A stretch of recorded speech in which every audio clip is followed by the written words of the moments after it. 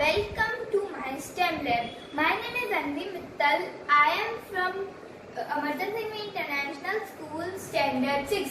Today I am showing you an easy and amazing activity.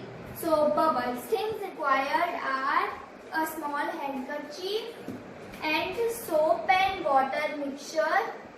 First we will shake the mixture. Now we will pour the mixture onto our handkerchief.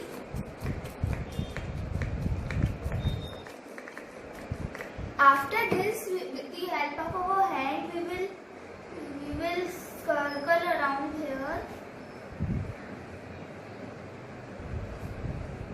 After doing that, we will again squeeze it.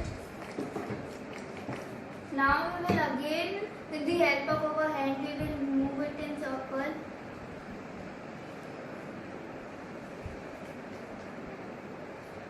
Now we will blow it.